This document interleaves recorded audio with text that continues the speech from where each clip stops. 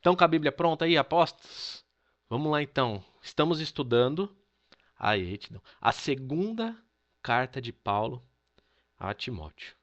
Irmãos, a gente tem degustado essa carta, né? Nós não temos apenas estudado. Nós temos a cada dia, a cada aula, a gente fica ruminando, como fala, né? A gente mastiga, mastiga, mastiga e tem sido, assim, para minha vida, tem sido um divisor. Eu posso já falar dessa forma.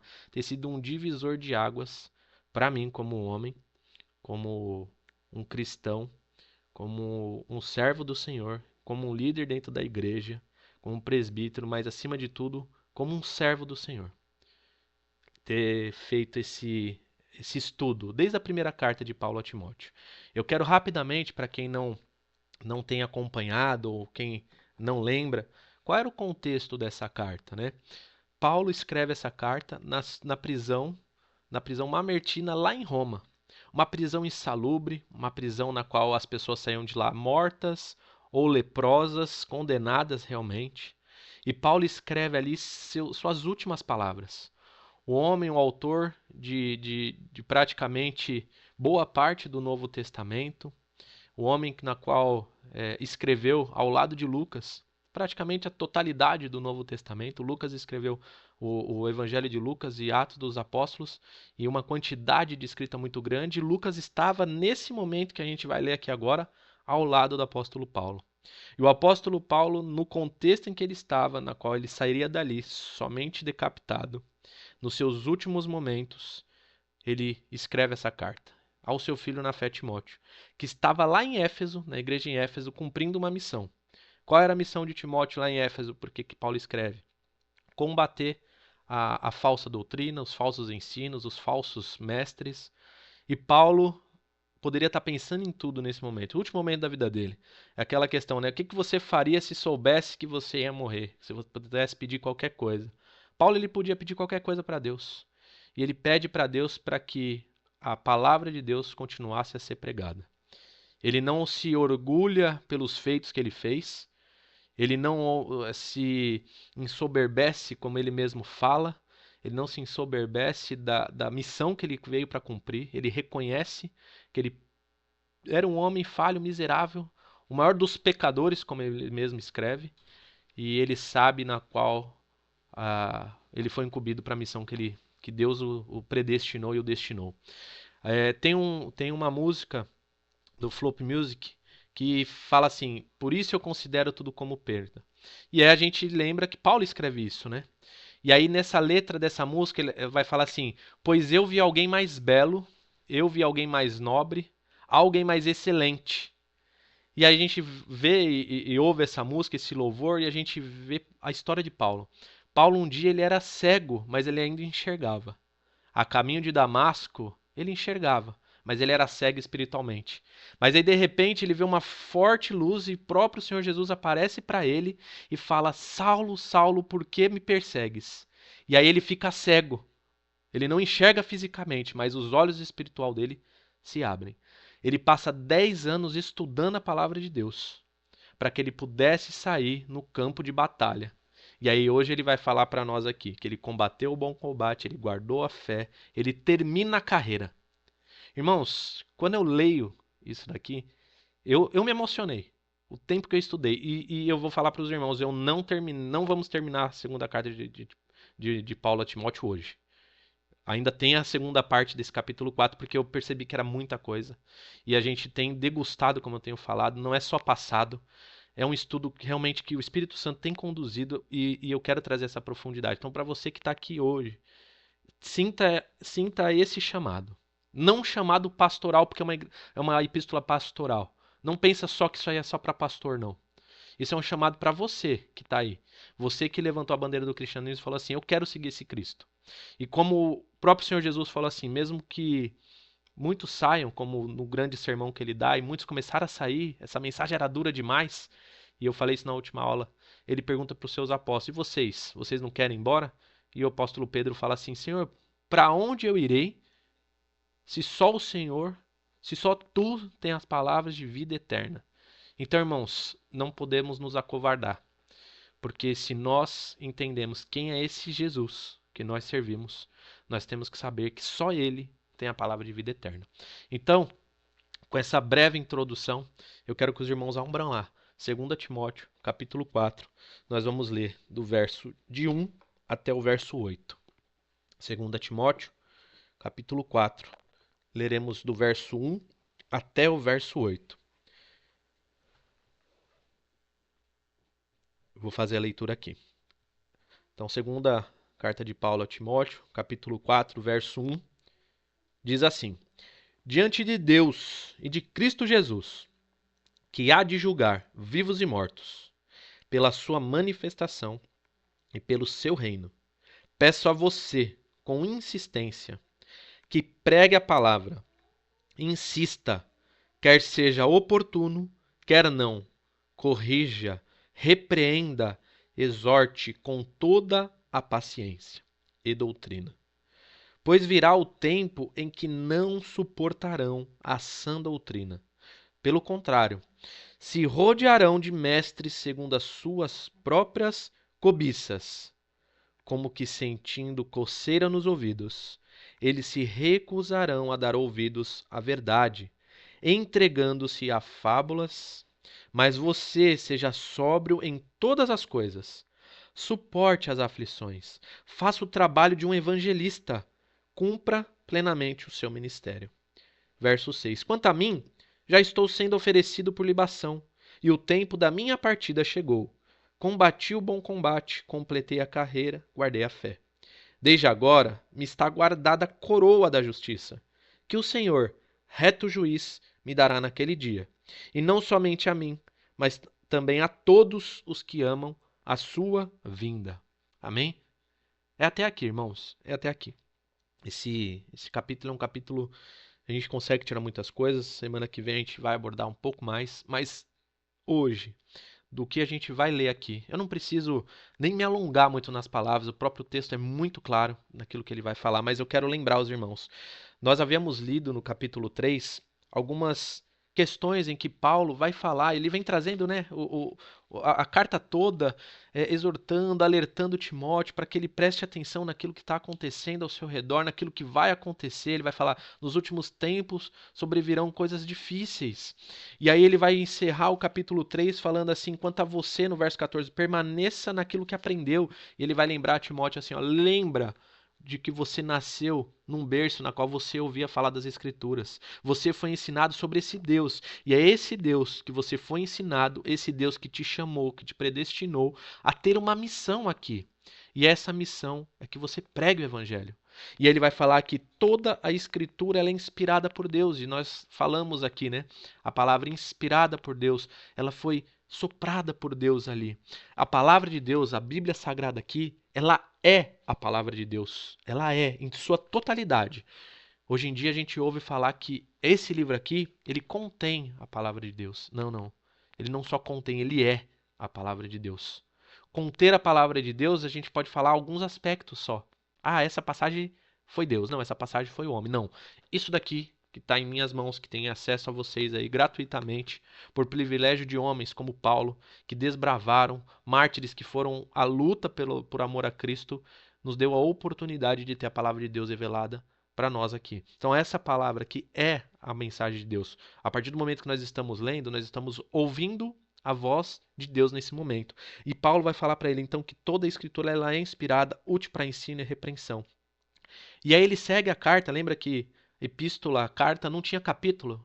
Depois os copistas que separaram para a gente nessa facilidade, lembrando que o pastor Rediné até falou isso, né? Era escrito no grego, numa continuidade total e não tinha essa. Hoje a gente consegue separar por perícopes, né? E falar assim, opa, então essa parte até aqui, vamos lá, vamos estudar esse pedaço, esse junta com aquele. E aí a gente vê que Paulo começa o capítulo 4 para nós aqui, chegando para Timóteo falando assim, diante de Deus e de Cristo Jesus. Em algumas versões vai estar falando, acho que é conjuro, em nome de Deus e de Cristo Jesus. Então, diante de Deus e de Cristo Jesus, que há de julgar vivos e mortos. Ou seja, se nós estivermos ainda aqui em vida e Cristo Jesus já estiver voltar no dia do Senhor, Ele vai nos julgar, vivos ainda aqui. E os mortos que ressuscitarão, aqueles que são salvos com corpos glorificados, aqueles que já morreram, também vão passar pela justiça do Senhor. O Senhor vai de julgar a todos. Ninguém vai se safar.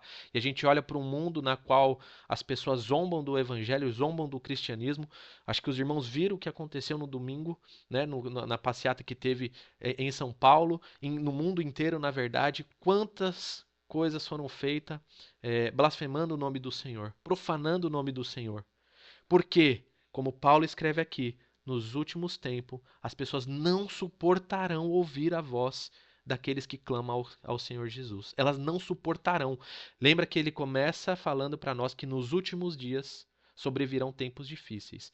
E os últimos dias iniciou exatamente em quando Cristo é assunto aos céus e o Espírito Santo vem e habita em nós, naqueles que creem. E a partir daquele momento, desde ali de Pentecoste, nós estamos vivendo os últimos dias. Só que esses últimos dias eles estão se encurtando. Cristo está voltando, ele está batendo na porta. As dores de parto já estão assim, ó, latentes. O neném vai nascer, Cristo vai chegar, Cristo vai voltar. E a igreja tem que estar com os ouvidos destampados, com os olhos abertos, com as lamparinas acesas, porque o seu noivo está chegando. E a igreja tem que prestar atenção. E ele vai falar para nós aqui que diante de Deus, que Cristo Jesus quer julgar vivos e mortos, pela sua manifestação e pelo seu reino, ele pede, ele fala assim: eu peço a você com insistência. É o que eu falo, Paulo poderia ter escrito qualquer coisa, irmãos, nesse último momento de vida dele.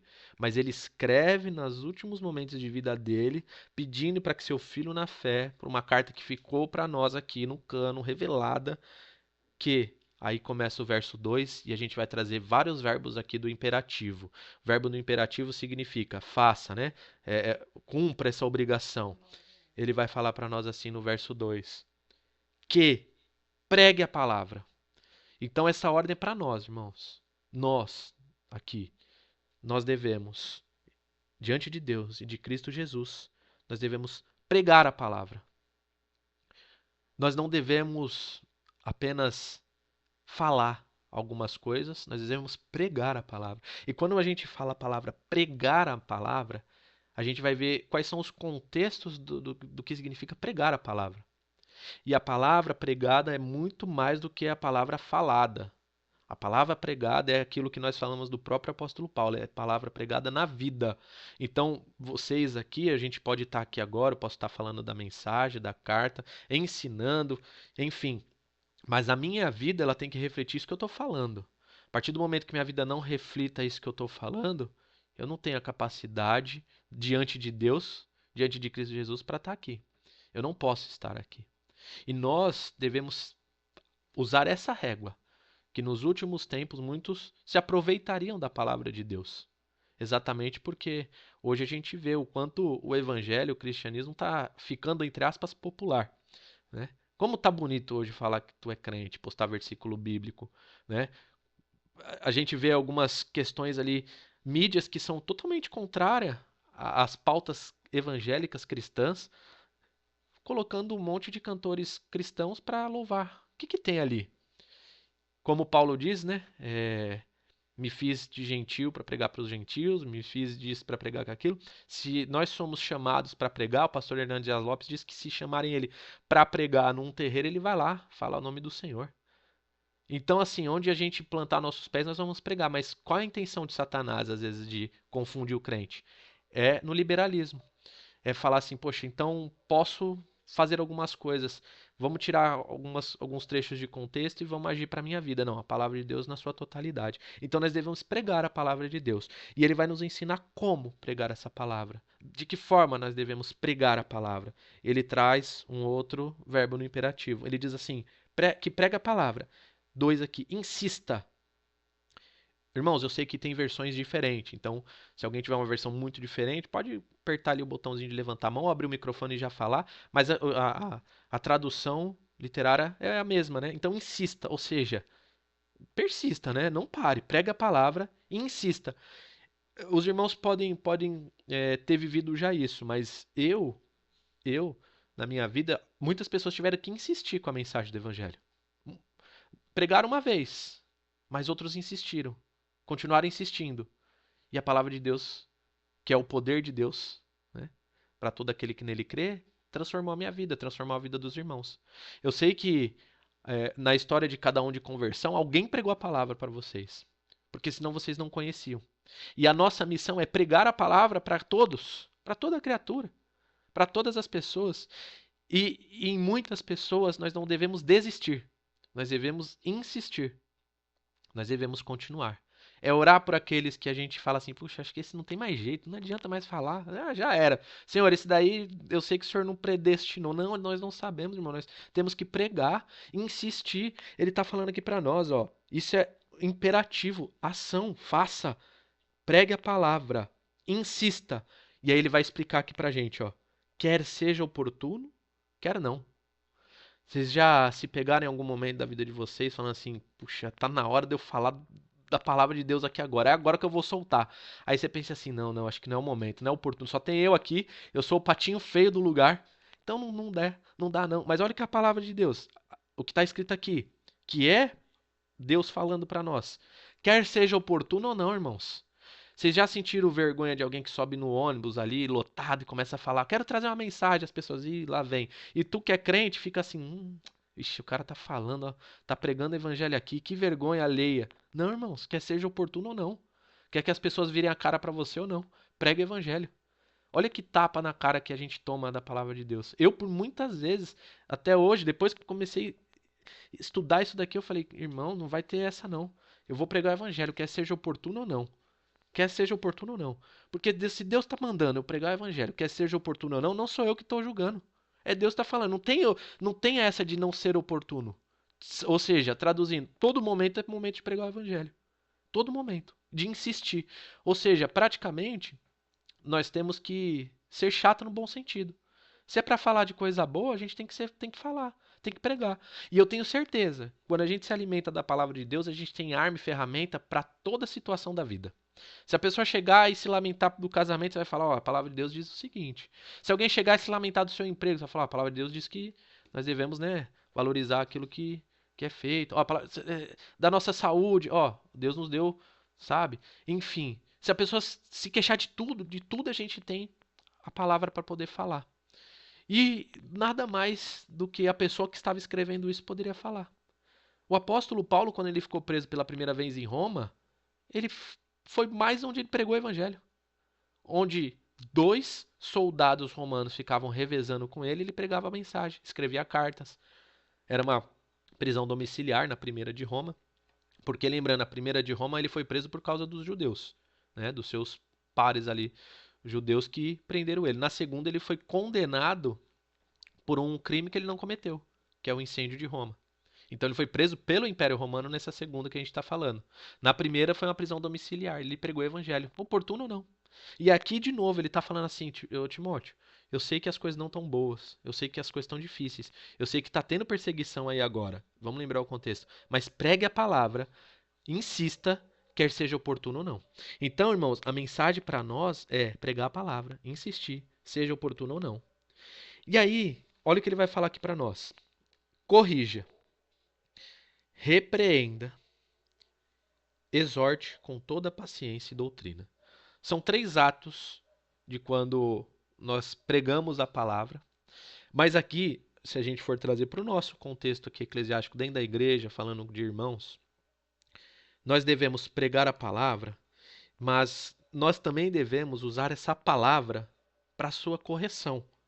Lembra no verso 16 do capítulo 3 que toda escritura é inspirada por Deus, útil para ensino, para repreensão, para correção e a educação na justiça? Então, se ele está falando aqui para nós que nós devemos pregar a palavra, insistir, quer seja oportuno ou não, essa mesma palavra tem que servir para que haja aqui uma questão de correção, de repreensão e, principalmente, a exortação tem que ser com toda a paciência, ou, em outras traduções, né, com longanimidade, certo?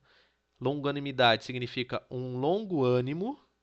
Sabe o ânimo, o que significa um ânimo? Você dá uma respirada assim, ó, bem funda. Então, Esse longo ânimo é quando a gente vai exortar alguém, ou vai ensinar alguém, ou vai repreender de maneira amorosa.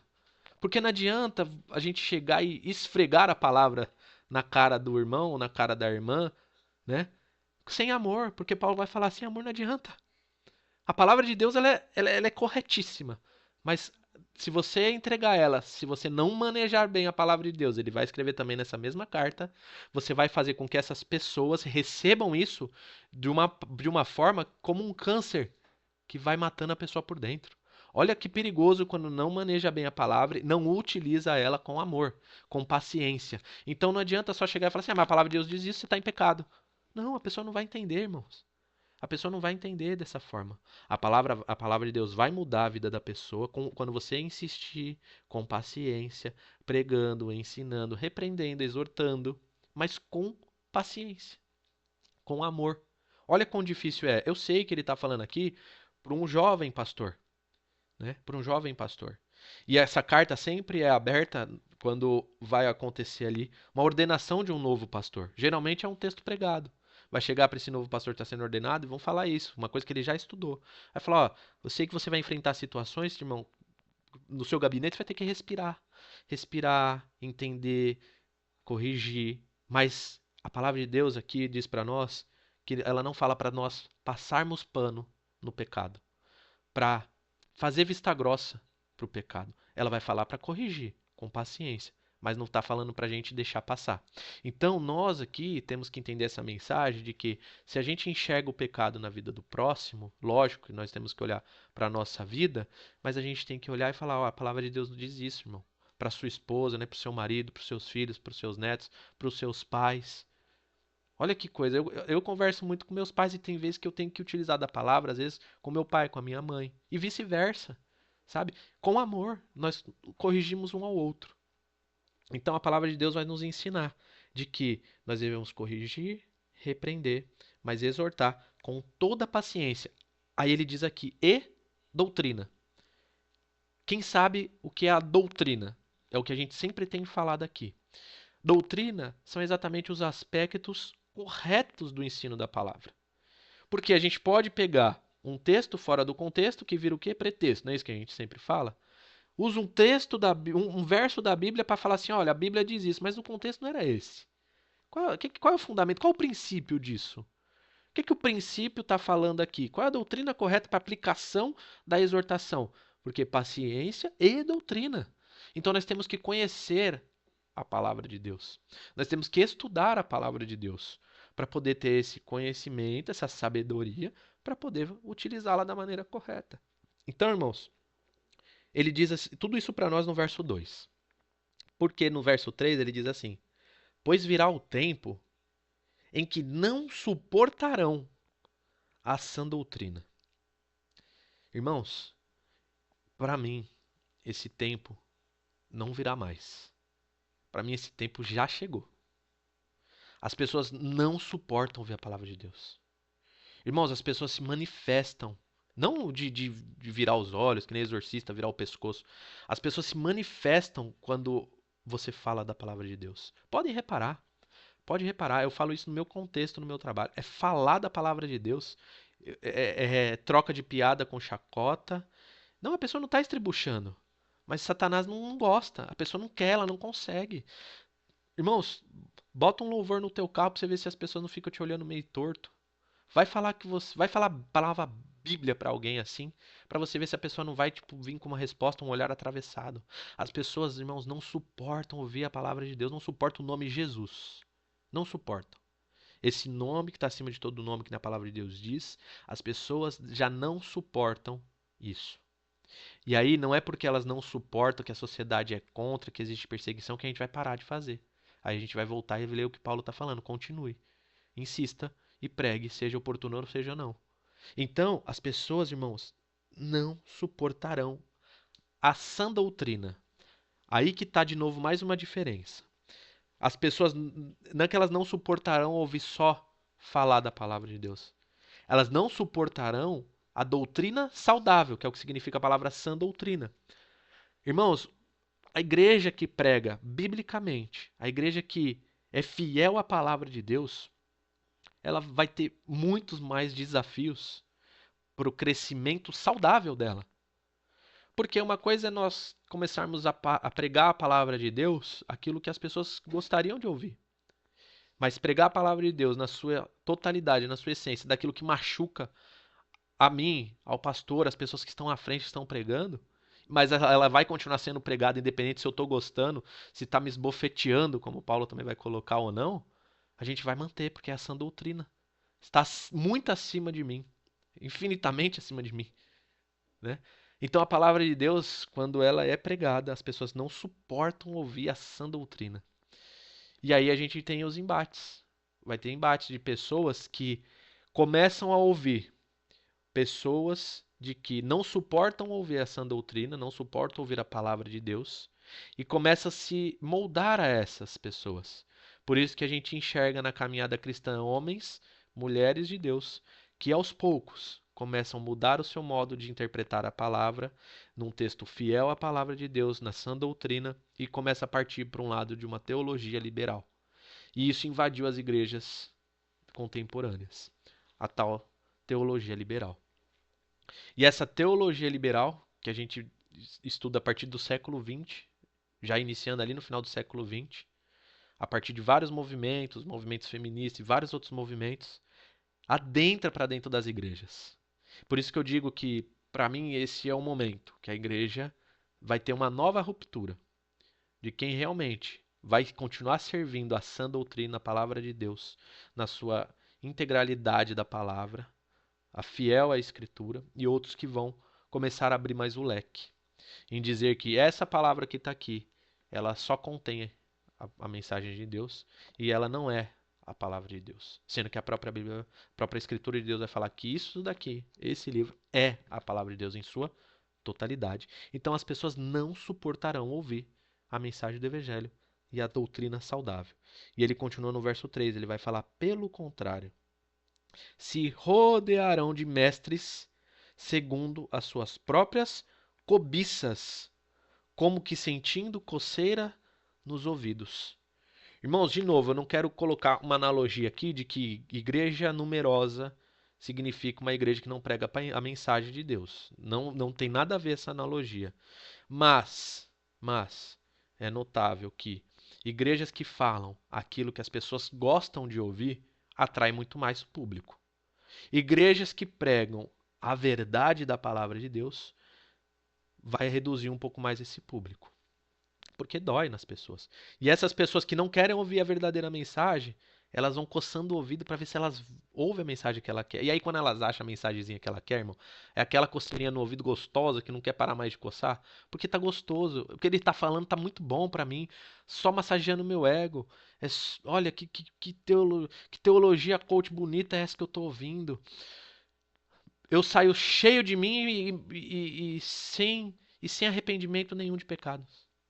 E o evangelho é renúncia após renúncia. Nós temos que renunciar a cada dia dos nossos pecados. E quando a gente não renuncia, a gente continua a passos largos com essa coceirinha no ouvido. Então, irmãos, de novo, eu quero que a Igreja Cristã Evangélica da Vila Caiçara se torne uma referência no nosso bairro, uma referência na nossa cidade, uma referência no estado, no Brasil, sabe? Que pregue essa doutrina, que lote a igreja, que a gente compre o terreno do lado, o Cuca, e vamos expandindo. Mas eu prefiro que nós continuemos da maneira como estamos, pregando essa doutrina. Eu quero pessoas que queiram estar ali, porque elas não estão com coceira no ouvido. Elas estão com o coração ardendo e com a consciência, sabendo que nós somos pecadores, nós somos falhos e nós precisamos de Jesus a cada dia. Então, nós não vamos mudar a maneira e a essência como nós pregamos. E eu oro muito, oro pela vida do pastor, eu sei que o pastor ora pela minha vida e nós oramos junto, todo culto lá, para que não mude o nosso foco, que a gente continue dessa maneira. Porque é isso que nós queremos, uma igreja que cresça saudável, que cresça saudável. E nós estamos crescendo saudável, irmãos. Nós estamos nos expandindo fisicamente, como já expandimos. Temos mais um bloco da igreja para crescer, né? A parte de trás. Nós estamos crescendo financeiramente, aos poucos, mais saudável. A Andréia tá vendo isso de perto. Tá vendo o agir de Deus também. Então, irmãos, muitas vezes a- a- esses púlpitos falam aquilo que as pessoas querem ouvir, porque sabem que se perder um irmão que dizima muito bem, ele vai quebrar a igreja. E eu posso falar para os irmãos de que nós não pregamos olhando para dízimo de ninguém. Nós pregamos olhando para a vida. Porque se o irmão não entendeu, ele pode continuar desperdiçando o dinheiro dele, porque isso não está voltando para Cristo. Ele está só cumprindo um protocolo dentro da igreja. Nós queremos vidas transformadas, transformações de coração. Deixar o pecado, se arrepender e olhar para Cristo. Não olhe para mim, não olhe para o pastor, não olhe para a liderança, não olhe para as pessoas ao seu redor. Olhe para Cristo. Porque eu vou falhar com os irmãos. Porque eu sou falho pecador. Mas o dia que eu falhar, eu quero que o irmão chegue em mim e fale com toda a paciência e me exorte. Porque é isso que a palavra de Deus diz aqui. Então, irmãos, nós queremos seguir essa linha. E aí ele vai falar no verso 4: eles se recusarão a dar ouvidos à verdade, entregando-se às fábulas. Irmãos, eles vão se entregar a várias historinhas que a gente dizem por aí. E Paulo começa falando, né, para Timóteo no primeiro livro: olha, o que está acontecendo aí, eles estão com fábulas e genealogias que não terminam nunca, tirando totalmente a palavra de Deus do seu sentido, enfim. E nos dias de hoje, irmãos, o que mais a gente vê é a substituição da verdade de Deus para coisas fantasiosas, para especulações, para coisas que não vão mudar a vida da pessoa. Vai só fazer ela interessada ali com as coisas de Deus, entre aspas, mas nada que vai mudar a rota dela. Ela vai continuando a caminhar num caminho errado. E aí a gente vê no verso 5, ele vai falar para Timóteo o seguinte: mas você, seja sóbrio em todas as coisas. Em algumas outras versões, eu creio que está escrito, mas você seja equilibrado em todas as coisas, né? O que quer dizer ter um equilíbrio aí? Ou seja, sóbrio em todas as coisas. Primeiro que a gente entende no texto, nessa carta, que Timóteo ele estava com uma visão um pouco deturpada. Ele estava envergonhado das algemas do apóstolo Paulo, e Paulo vai falar, não se envergonhe das algemas. Ele estava vendo pessoas abandonando a fé ali ao seu redor. Ele estava vendo falsos mestres com eloquência falando e falando e falando coisas bonitas. Mas o apóstolo Paulo traz ele de novo para a rota e fala assim: presta atenção, lembra das suas origens, lembra daquilo que você foi chamado e permaneça. E aí ele vai falar assim para ele: então, você está ouvindo tudo isso, Timóteo? Então você seja equilibrado em todas as coisas. Seja sóbrio em todas as coisas. Suporte as aflições. Irmãos, quem escreve isso de novo? O apóstolo Paulo, preso, pronto para ser decapitado, numa prisão escura, insalubre, gelada. E ele vai falar: suporte todas as aflições. Ele continua, e essa parte é muito interessante: ele faça o trabalho de um evangelista. Faça um trabalho de um evangelista. O evangelho significa boa notícia, boa nova, né? E Paulo utiliza uma palavra aqui para nós de evangelista. Evangelista, hoje, nos nossos dias, a gente, aquele irmão ali é um evangelista, né? Aquele ali é um evangelista. Ele fala da palavra de Deus, ele é um nato evangelista. Na verdade, irmãos, ser evangelista, Paulo está se falando assim, ó, a sua vida tem que pregar o evangelho. Isso significa ser evangelista. Eu sei que muitos têm um dom realmente de pregar onde quer que seja, em praça pública, no ônibus, no metrô, na rua. A pessoa deu oi, ele já está falando que o Senhor Jesus possa transbordar a sua vida, que o Espírito Santo venha, derrame você, que você se converta. Eu faço uma oração agora. Tem gente que já é assim. Mas Paulo está falando aqui para ele: faça o trabalho de um evangelista. Para nós, irmãos, que possamos fazer um trabalho de um evangelista. Que a nossa vida, na verdade, pregue o evangelho. Mais do que as palavras que saem da nossa boca, que a nossa vida seja uma vida de um evangelista. Que nós possamos mostrar para as pessoas quem é esse Deus a qual nós servimos. E aí ele diz: cumpra plenamente o seu ministério. Cumpra plenamente o seu ministério. Cumpra plenamente com equilíbrio até o fim. O plenamente significa desde o começo e até o fim, cumpra o seu serviço. Irmãos, cada um tem um chamado para o reino. Uns foram chamados para ser pastor, para serem presbíteros, diáconos. Outros foram chamados para servir em todas as áreas da igreja. Muitas pessoas que somente, entre aspas, trabalham nos bastidores e que a Bíblia já nos trouxe vários nomes. Quando Paulo vai, na carta de Paulo aos Romanos, ele começa a falar tantos nomes, em outras cartas ele começa a falar tantos nomes de pessoas que a gente nunca ouviu falar, mas a palavra de Deus vai lá e menciona essa pessoa. De uma pessoa que Paulo vai falar que foi como uma mãe para ele, que cuidou dele. Essa mulher trabalhou nos bastidores, um dos maiores evangelistas, maior teólogo e pregador do primeiro século. Então, irmãos, onde quer que vocês estejam encarregados, vocês têm uma função dentro da igreja, dentro do corpo de Cristo. Vocês têm uma função. E essa função está falando aqui para que a gente cumpra plenamente. Se você ainda não sabe qual é o seu ministério, qual é o seu serviço para o reino do Senhor, ore, mas Deus já colocou. Eu sempre falo, Deus colocou o dom para cada um aqui, pelo menos um. O único dom que Deus não colocou, os irmãos vão saber. Essa minha frase já tá ali batendo. É o dom do banco. Ninguém foi chamado para ficar no banco da igreja. E quando eu falo igreja, não é só da cristã evangélica, do Caiçara. Na sua vida, seja um evangelista. Você é a igreja do Senhor. Prega o evangelho. Mesmo que o irmão, você está pregando o evangelho, ele vai para qualquer outra igreja, desde que seja uma igreja que prega essa doutrina, glória a Deus que ele continue no caminho do Senhor. Você plantou a semente, você insistiu, você pregou o evangelho. Então ele vai falar para isso. E aí, irmãos, o apóstolo Paulo vai falar um dos versos mais conhecidos. Depois dele se preocupar com o seu filho na fé e com a gente, né? Porque essa carta foi feita também para nós. O Senhor Jesus preservou através, né, da ação sobrenatural. Ele fala assim: quanto a mim, ele falou, já estou oferecido por libação. E o tempo da minha partida chegou. Irmãos, pense em escrever isso para alguém, para uma pessoa que você ama. Falar, ó, meu tempo acabou. Chegou ao fim. Eu já fui oferecido por libação. A minha vida pertenceu a esse nome. Desde o momento em que eu fiquei cego e enxerguei, o apóstolo Paulo está falando mais ou menos assim. Meu tempo acabou. Desde aquele momento que eu fui chamado. Agora meu tempo acabou. Por que ele fala isso? Que ele vai falar para ele, né? Cumpra plenamente seu ministério. Ele cumpriu. Cumpriu plenamente seu ministério.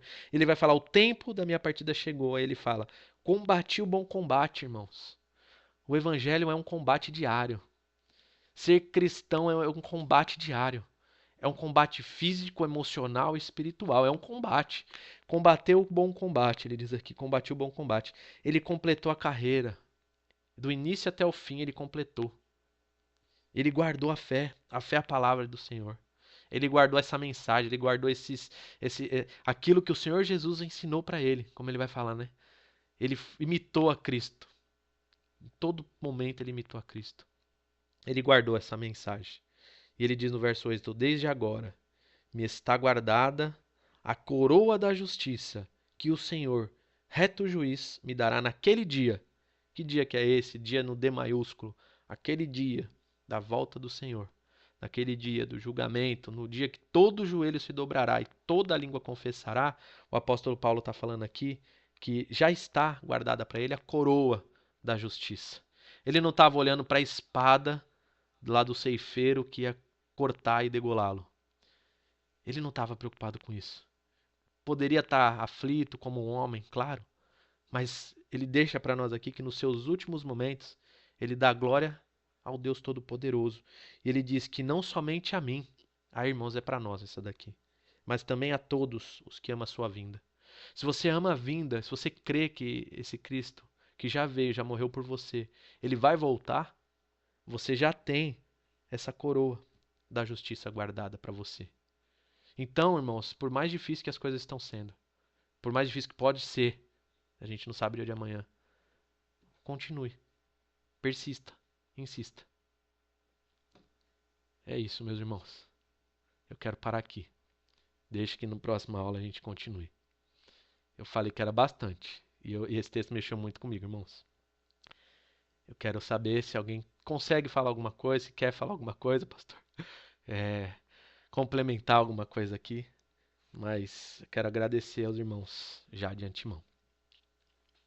Só quero agradecer a Deus, né, por essa palavra bem propícia, bem oportuna para os nossos dias, né. Eu creio que Deus está falando conosco, né. Continua olhando para mim, seguindo e fazendo a minha obra.